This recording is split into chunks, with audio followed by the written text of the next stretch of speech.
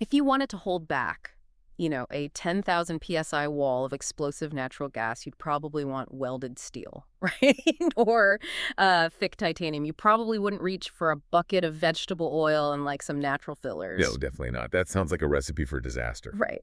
But today we're looking at a spec sheet that proves why you absolutely should. So welcome to today's deep dive. We're translating a single incredibly niche technical data sheet from a company called Jet-Lube. Yeah, specifically for their V2 multipurpose thread sealant. Right. And on the surface, this one-page document is just describing an ivory kind of semi-fluid paste. I mean, it literally looks like mayonnaise. It really does.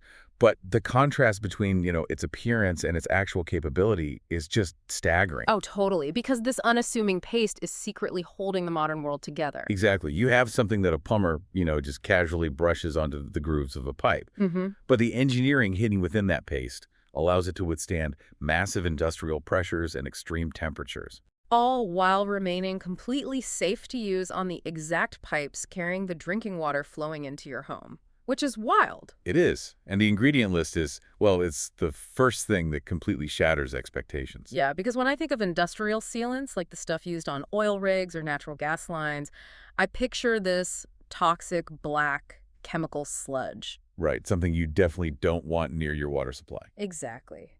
But the V2 sealant proudly advertises itself as a soft-setting, non-petroleum-based fluid. And the base fluid carrying the load is, of all things, vegetable oil. Which is such a brilliant choice. I mean, the choice to use vegetable oil over a traditional petroleum base is really a masterclass in chemical engineering. How so? Because petroleum has kind of been the standard, right? Oh, absolutely. Petroleum has been the default base for industrial greases and sealants for, like, a century. But petroleum has a highly destructive chemical relationship with certain materials, Like what? particularly plastics and synthetic rubbers, which are used everywhere in modern plumbing systems. Wait, so it's not just about making a quote-unquote green or eco-friendly product.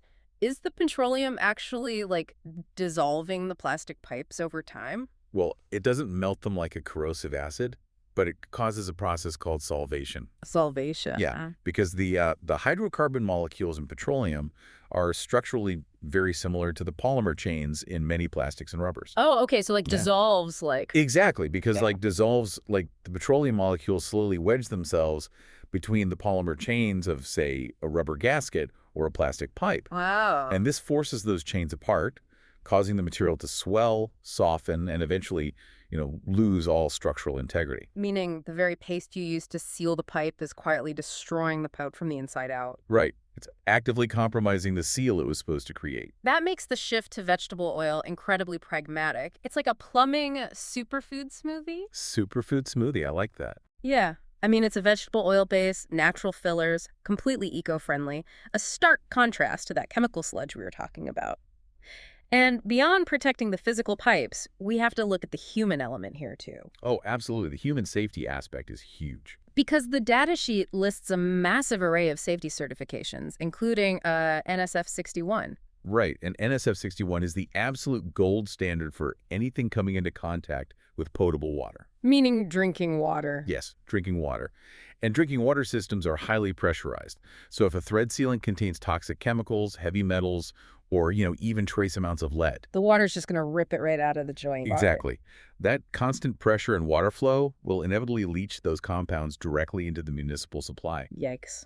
But the vegetable oil base, combined with its specific natural fillers, completely eliminates the leaching of toxic hydrocarbons or heavy metals. That's incredible. And the sheet also mentions it conforms to California's Assembly Bill 1953 and Vermont Act 193, both of which basically mandate lead-free plumbing components. Yeah, they are very strict standards. It even holds an NSF-P1 registration for use in federally inspected meat and poultry plants, which, if you think about the environment inside a massive food processing facility... Makes sense. High-pressure washdowns, extreme sanitation protocol. Right, and complex machinery directly over the food supply. Yeah. A single drop of, like, petroleum grease or toxic sealant falling onto a conveyor belt could be catastrophic. It would shut down the whole line. So utilizing a vegetable oil base solves all of those contamination liabilities at once. But it must introduce a massive engineering hurdle, right? Because you still have to formulate this food-safe, non-toxic oil into something that can survive industrial punishment. That is the exact challenge, and that's where the other ingredients come into play, specifically the inclusion of PTFE and what the sheet vaguely calls unique natural fillers. Okay, so PTFE is what most of us know as Teflon. Right. So we're talking about vegetable oil, Teflon, and natural fillers mixed into a paste. But Teflon isn't a glue. No, not at all. It's famous for being completely nonstick. Why would you want a nonstick material acting as a sealant? Well, to understand the role of PTFE, we have to look at the mechanics of how two pipes actually join together. Okay. Threaded metal pipes do not form a perfect seal simply by being screwed together. A thread is essentially just a spiral wedge. Like a screw. Right. And when you tighten two pipes, the metal grinds against itself. The microscopic imperfections in the steel or brass create this tiny, continuous, spiral-shaped gap. We call that the helical leak path. Oh, I see. So the liquids or gases will eventually just follow that spiral path right out of the joint. It's like pouring water down a spiral staircase. That's a perfect analogy. The sealant's primary job is to block that staircase. So the PTFE acts as an extreme friction reducer. Oh, so it lubricates the threads. Exactly. It lubricates the metal threads so incredibly well that the pipes can be torqued together much tighter than they ever could bare metal to bare metal. Wow, okay. The metal actually deforms slightly under that pressure, creating a much tighter mechanical fit. Okay, so it's kind of like packing wet sand into a jar of marbles. The marbles are the metal threads. No matter how hard you press them together, there will always be gaps between the curves, right? Right, there's always space. And the paste acts as the wet sand, flowing into every single microscopic crevice, so the fluid inside the pipe has absolutely nowhere to go. Yes. The PTFE provides the lubrication to squeeze the marbles tighter, and the natural fillers act as the sand, physically wedging into that helical leak path. That makes total sense. And the pressures this combination can withstand are just staggering. Let's talk about those numbers, because the environmental limits on this data sheet read like science fiction. I mean, the service rating for V2 spans from negative 70 degrees Fahrenheit, which is like negative 57 Celsius, up to 500 degrees Fahrenheit. The cold weather performance is particularly notable. The SPUC sheet specifically highlights that the paste remains brushable down to 0 degrees Fahrenheit. Brushable, meaning you can still physically paint it onto the pipe. Exactly. If a municipal worker is repairing an exterior water main in the dead of winter, a standard petroleum grease might crystallize. Yeah. Becomes too stiff to apply or just fails to flow into the threads properly. That sounds like a nightmare. It is. But the specific formulation of oils used here maintains a stable viscosity even when it's freezing outside. And the high end of the spectrum is just as crazy. 500 degrees Fahrenheit is well above the boiling point of water. You could use this on high-temperature steam lines. Michael. But the temperature limits really kind of pale in comparison to the physical pressure ratings. It says it can handle up to 2,000 psi for gases. Yeah, 2,000 psi. Just for context for you listening, the air in your car tires is usually around, 30 to 35 psi? This sealant is holding back 2,000 pounds of gas pressure per square inch. It's immense. And it explicitly mentions passing a rigorous 10-day natural gas pressure test at 2,250 psi. 10 days. 10 continuous days. Natural gas molecules are incredibly small, and they will exploit the tiniest microscopic fracture in a seal. So holding that pressure for 10 days proves the stability of those natural fillers wedged into the leak path. Unbelievable. Yeah. And then you look at the liquid pressure rating, it literally says pressure to 10,000 psi liquid. 10,000. 10,000 pounds of force on every single square inch. That is the equivalent of stacking a full-grown African elephant onto a postage stamp. It's a great visual. And a layer of vegetable oil and Teflon is what prevents the water from just slicing right through the metal threads. Yeah, the durability under these conditions is why it meets such strict international criteria, including U.S. military spec TTS 1732 and British standard 6920. It's certified across the board. Plus, UL of Canada tested its fire hazard rating and scored it below paraffin oil with a flash point exceeding 235 degrees Fahrenheit. Okay, but here is where I have to push back on the physics of all this, because there's a massive contradiction in the text. Where's that? Under the product characteristics, it proudly advertises, quote, allows immediate pressurization with 2 big asterisks next to it. Right, that's a major feature. It's a huge selling point. But down in the fine print, there's a footnote warning that says, quote, certain applications may require a dry time for optimum results. Yes. the asterisk. Yeah, the sneaky asterisk. Uh-huh. How can something offer immediate pressurization but also require a dry time? Isn't that a total contradiction? It sounds like one, but that tension between immediate use and dry time really comes down to the rheology of the paste, basically how it flows and deforms, and what soft setting actually means chemically. Okay, explain that. A soft setting sealant doesn't cure into a hard, brittle rock like an epoxy does. Which is a good thing, right? Because pipes aren't static. Like if you blast 500-degree steam through a steel pipe, the metal is going to thermally expand. Exactly. If the sealant was as hard as a rock, it would just shatter the moment the pipe swells. No, that makes sense. The soft setting nature allows it to flex with thermal expansion and, the physical vibrations of industrial machinery. When you are dealing with standard household water pressure, maybe 60 to 80 psi. Right, normal sink pressure. Right. The sheer viscosity of the paste, just its physical thickness, is enough to immediately block the leak path.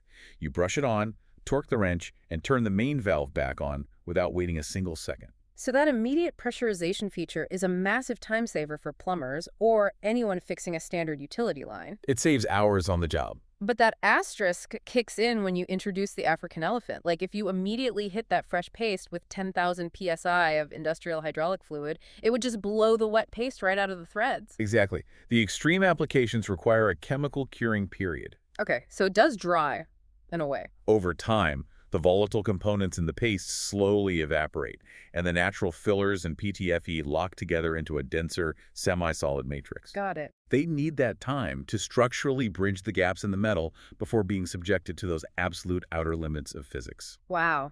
Okay, so we've established that this stuff can handle boiling heat, freezing cold, and elephant-crushing pressure. With specs like that, you'd assume V2 is just invincible. It certainly seems that way. But looking at the safety warnings, there are environments that will absolutely destroy it. Yes. The explicit contraindications in this document are a really vital lesson in chemical compatibility. Multipurpose does not mean universally applicable. Definitely not. I mean, it works perfectly on a massive list of materials. Stainless steel, aluminum, brass, copper, iron, polyethylene, reinforced fiberglass, and standard PVC. A very comprehensive list. But the sheet has a glaring warning. It says, do not use V2 on ABS and CPVC. It even points the user to a completely different product for those plastics. Yes, the TFW sealant. Right. But if it's perfectly safe on regular PVC, why is it suddenly destructive when applied to CPVC or ABS? Well, this goes back to the microscopic polymer chains we discussed earlier with the petroleum. Oh, the solvation thing. A similar, but different. While we casually lump everything under the umbrella term plastic, the chemical architecture of PVC, CPVC, and ABS are radically different. Okay. CPVC stands for chlorinated polyvinyl chloride. The addition of chlorine atoms changes the molecular structure, making it much more temperature resistant, but also altering its chemical vulnerabilities. So the vegetable oil base, which is like totally inert when touching regular PVC, suddenly becomes a threat. Are we talking about solvation again? It's a specific aggressive form of failure called environmental stress cracking, or ESC. Environmental stress cracking. Right. In ESC, the chemical, in this case the vegetable oil, doesn't dissolve the plastic. Instead, it acts as a localized plasticizer. A plasticizer, meaning it softens it. Exactly. The oil molecules seep into the microscopic spaces between the polymer chains of the CPVC or ABS. They lubricate those chains, lowering the amount of energy required to pull them apart. Oh, wow. And because the pipe is threaded and torqued down tightly with a wrench, the plastic is already under intense mechanical stress. You nailed it. The combination is lethal to the pipe.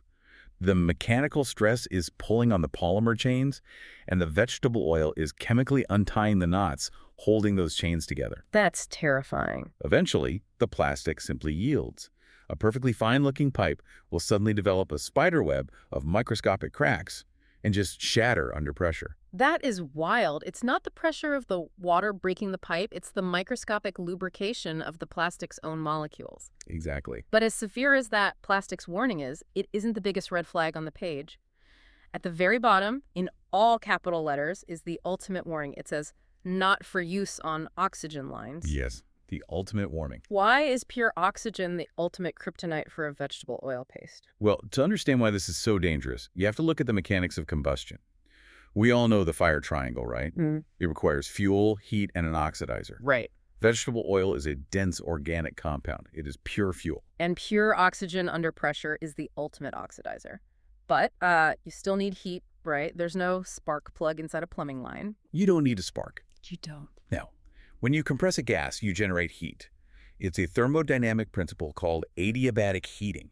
Adiabatic heating. Right.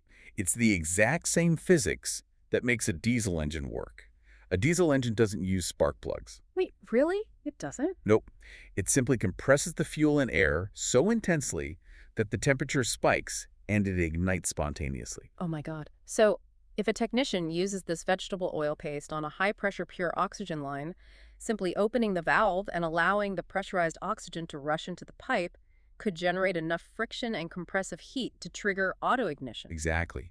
The high concentration of oxygen drastically lowers the auto-ignition temperature of the organic oil. Wow. So the very thing that makes V2 so safe and non-toxic for drinking water, its natural organic base, turns it into an explosive material in an oxygen-rich environment. That is crazy. A tiny amount of this paste inside a high-pressure oxygen valve can cause a catastrophic explosion, destroying the valve and potentially harming anyone nearby. That is a terrifying reality check. And it really proves why you listening, whether you're tackling a weekend DIY plumbing project or managing a massive industrial facility, absolutely must read the fine print. You really have to. Because you cannot assume a product is safe everywhere just because it is safe for drinking water. Like, you could accidentally shatter your home's drainage pipes via environmental stress cracking or inadvertently turn a high-pressure line into a literal diesel cylinder. Engineering is fundamentally about boundaries. The chemists at Jet-Lube engineered an incredibly robust matrix of PTFE, fillers, and oil. But they also rigorously mapped its chemical limitations. Right. True expertise isn't just knowing how strong a material is, it is deeply understanding the specific chemical mechanisms that will cause it to fail. Yeah, and taking a step back and looking at the journey we've been on today, it is incredible how much complexity is hidden inside this single sheet of paper. It really is. We started with what sounded like the most boring substance imaginable, a beige paste. But peeling back the chemical layers revealed a non-toxic powerhouse. I mean, it is a product that harnesses the lubrication of Teflon and the specific viscosity of vegetable oil to physically block microscopic leak paths. And it manages to survive freezing Alaskan winters, boiling steam lines, and the equivalent of 10,000 pounds of crushing pressure, all while remaining chemically stable enough to be used in the drinking fountains of an elementary school. Which is just phenomenal, and yet it remains bound by the strict laws of chemistry, easily defeated by a specific type of plastic or a rush of pure oxygen. It fundamentally changes how you perceive the built environment around us. It forces you to acknowledge the invisible forces and careful chemistry required to tame the physical world. It really does. We walk through buildings, under city streets, and past massive industrial facilities every single day. We're entirely surrounded by pressurized, explosive gases and boiling, volatile liquids. Constantly. And we trust the steel pipes, but we rarely give a second thought to the tiny microscopic gaps connecting all that steel.